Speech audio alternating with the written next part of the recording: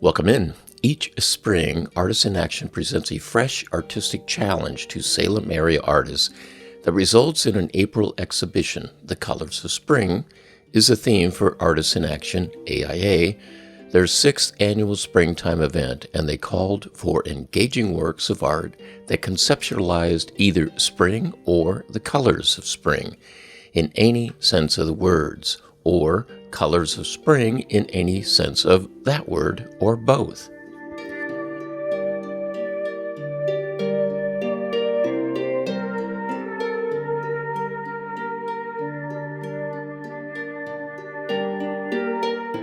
The resulting art is right now on display through April 2025 at Elsinore Fine Art Gallery in downtown Salem, located at 444 Ferry Street.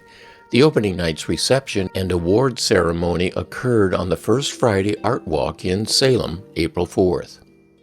And what you're watching right now is each entry submitted by every artist. The judging event follows this segment of the show.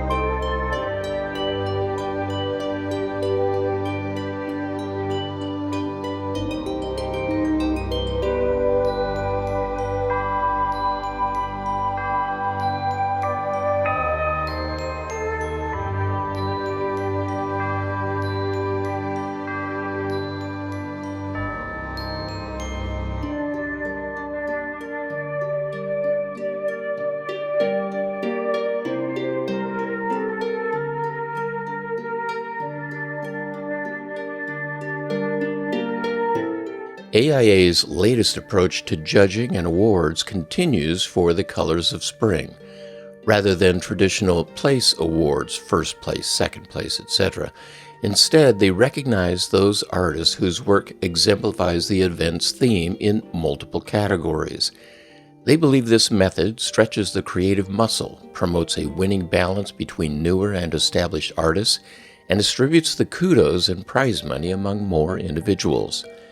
These Best Of awards were bestowed by a qualified, unaffiliated judge.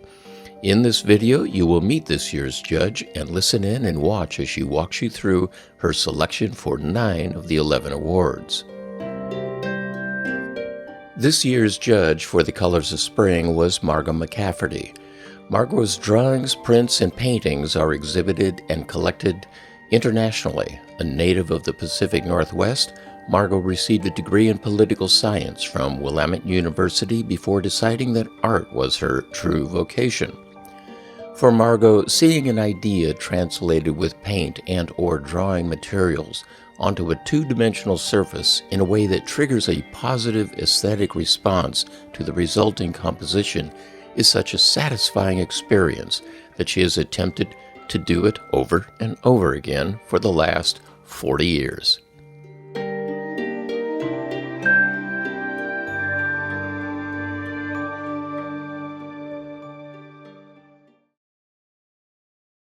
My name is Margot McCafferty, and I'm a painter. I have an MFA from Arizona State, and my favorite mediums are oil, watercolor, egg tempera, casein. I've done some printmaking. I've taught art at the college level for a number of years, 2D, mostly 2D things, and also printmaking.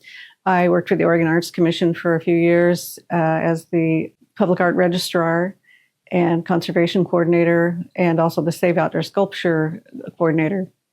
And I was really honored to be asked to judge this art show. And I have to say, when I came down to look at the art, I realized quickly that there were way more wonderful pieces than there were awards. So of course that made it challenging to select just a few. But anyway, I did, and we're ready, so. So the first award is honorable mention, and this piece is called Fragrant Blues by Marilyn McMurray, and it's professional tube watercolor.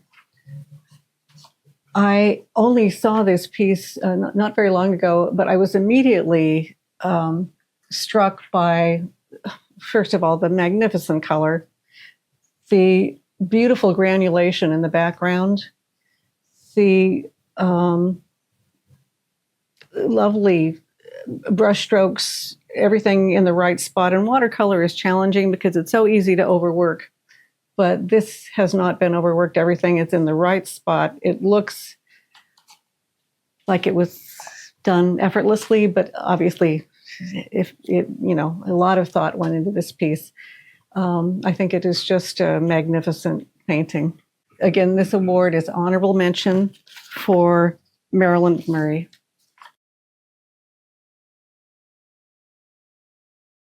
The next award is the best use of unconventional materials.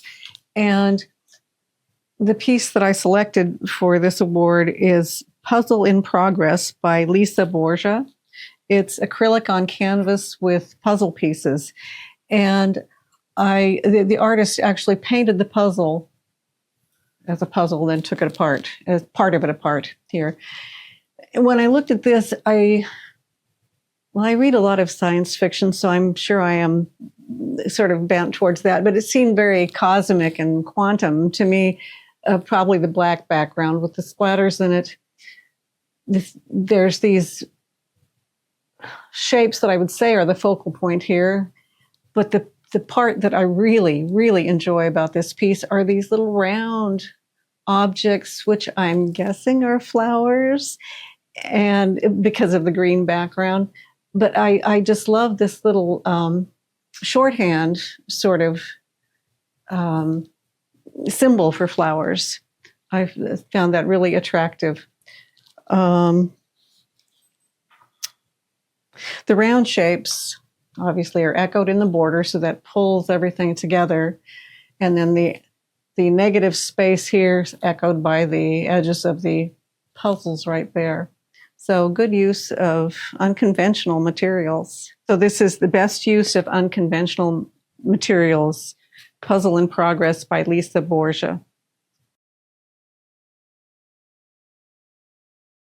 The next award is Best Abstract Art. And this piece is Sunny Sprinkler by Tricia Heiser-Wendt. And watercolor has a reputation for being unforgiving. But if you can put every brush stroke, every mark, every seemingly casual drip, so it looks like it's all in exactly the right place and not overworked, which is easy to do with watercolor, that's a wonderful accomplishment. If you can take advantage of the unpredictable nature of the medium you can get wonderful results. It makes it look casual and effortless, although I suspect it's not nearly as effortless as it looks. And if you can balance the colors and the composition and evoke a mood all at the same time, then that is, you end up with a beautiful painting made by an artist who has mastered the medium. Again, this is Best Abstract Art, Sunny Sprinkler by Tricia Heiser-Wendt. Presenting the award for Best Botanical Composition is artist Neil Quinzel. Margot requested that Neil assist her on this particular award so as to have a balanced and fair judgment of the art that represented this award category. Hi, I'm Neil Quinzel. I spent my entire career as an historic preservation architect, and I studied my first artwork in college, beginning with watercolor. And then as my career progressed and I continued to paint more, I started working more in acrylics, and then finally met a wonderful teacher who worked exclusively in oil and said she would only take me on as a student if I worked in oil. And this opened a whole new world to me. I have shown my work at 6 different galleries, including Bush Barn and here at the Elsinore. The work that I've been asked to judge is the Best Botanical Composition, which you see here before me. The title of this work is Garden Paradise. It was painted by Teresa Meissner, and what I thought really captured this as a composition was that she was brave enough in this work to use a very strong diagonal, something that artists rarely do because it can shift a composition one way or another. But as you see, 2 things happen with this diagonal. First, with the bird shape, it actually shifts the direction of the eye and also at the same time leads it down to the round form of the flower. As a botanical work, there are small objects, there is a large object, there is what is in the foreground, and there is also what is leading you into the distance. The darks, the lights, the balance of color and of shapes, I think, are what make this a strong composition.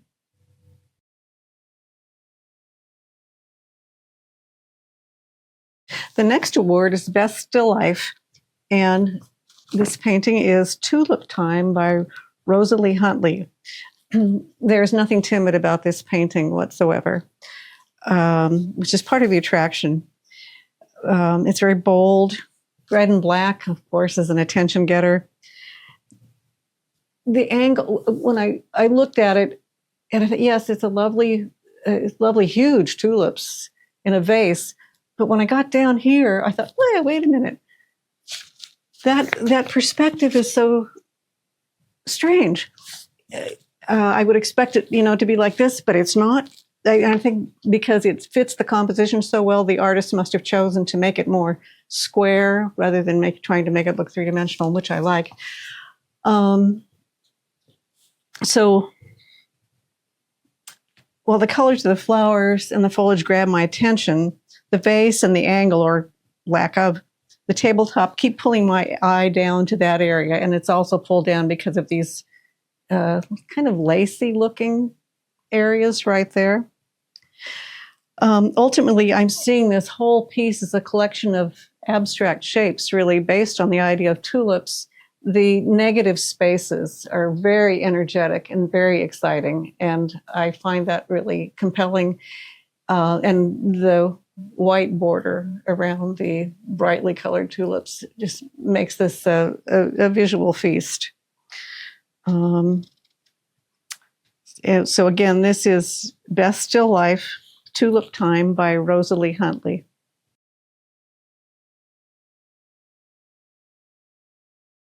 The next award is Best Spring Landscape.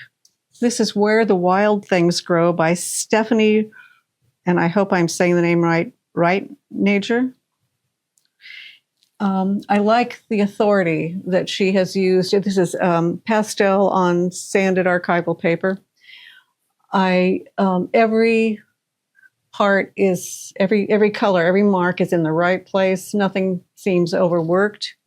I am surprised, really. My painting is mostly representational, so I think, well, the brightest colors go in the foreground and the colors fade as they go in the background. But look at that. She's got bright colors up there. So again, this kind of, it works. It's the juxtaposition of these colors are really beautiful.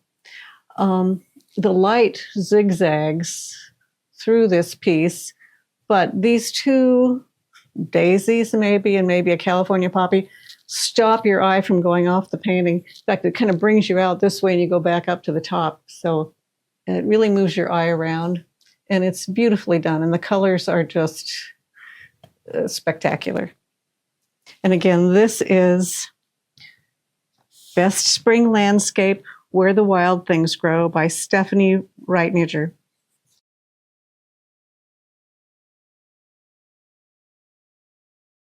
This next award is Best Representation of Colors of Spring. The title is After the Rain. The artist is John McFadden, and the medium is acrylic on panel. This is a really lush painting, and it's kind of what you wait all winter for to see, when you can finally look out your window and see these beautiful colors emerging from the grass. It's kind of a radial balance in a way. It's kind of unusual because it appears very much as an overall pattern, but there is definitely a focal point, for me at least, and that is the big area of these red-violet flowers. But these little spots of yellow move my eye down and around and back up. So it's really a good composition. The line quality, too, is kind of invigorating, and it kind of makes you think of how the breeze blows the grass around a little bit. So there's swirls and lots of energy in this piece. And again, this is the Best Representation of Colors of Spring, After the Rain by John McFadden.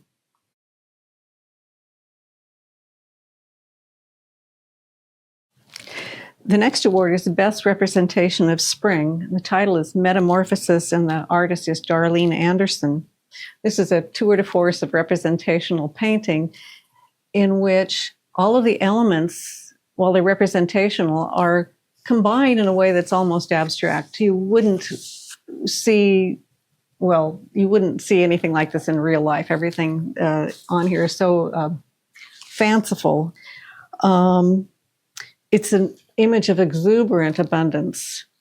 And in fact, there are multitudes of butterflies and flowers, the movement of the figure's hair.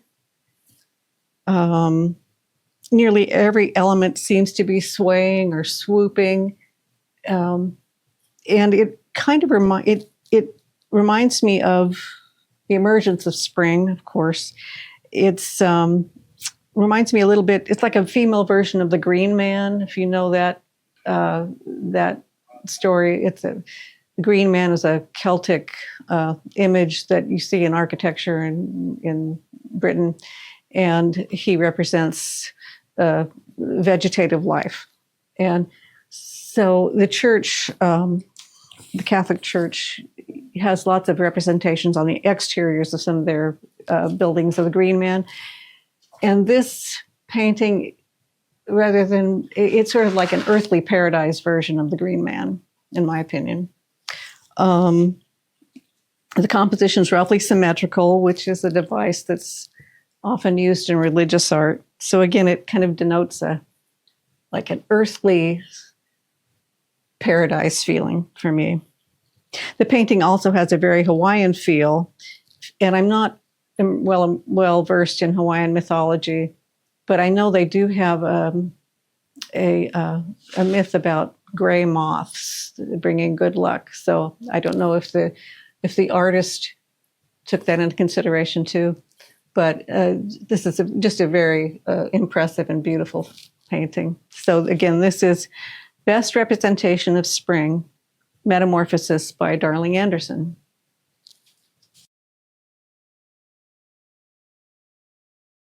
And our final award, Best of Show, is Color My Garden Comfortable by Shirley Giesbrecht.